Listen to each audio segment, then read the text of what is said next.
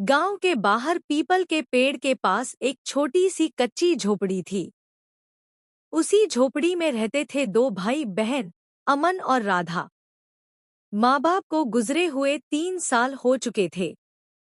अब बस यही झोपड़ी, थोड़ी सी जमीन और एक दूसरे का सहारा था।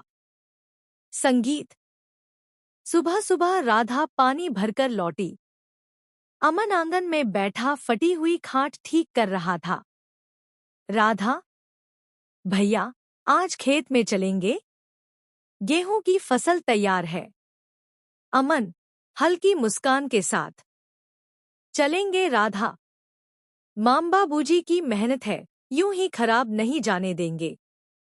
उसी वक्त गली से आवाज आई। अरे अमन!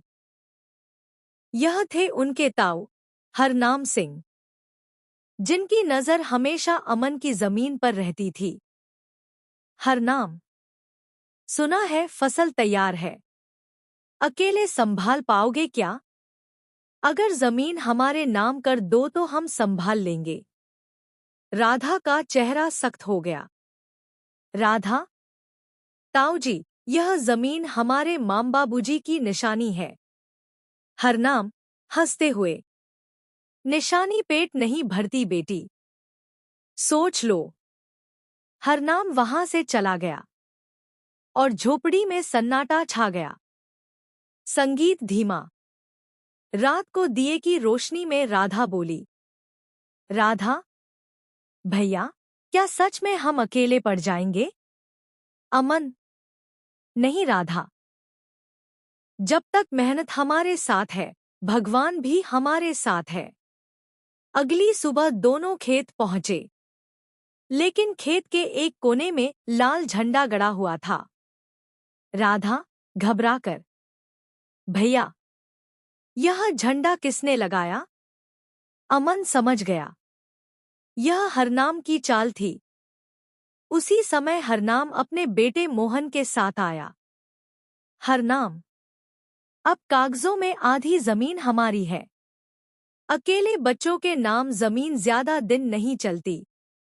अमन, शांत लेकिन दृढ़ आवाज में, हम न्याय के लिए पंचायत जाएंगे।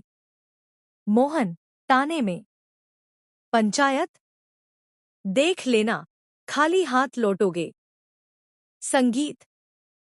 पंचायत के दिन पूरा गांव जमा था। अमन ने सारे पुराने कागज दिखाए। एक बुजुर्ग गांव वाले ने कहा, जिस जमीन में माँ बाप की मेहनत हो, उस पर हक सिर्फ बच्चों का होता है।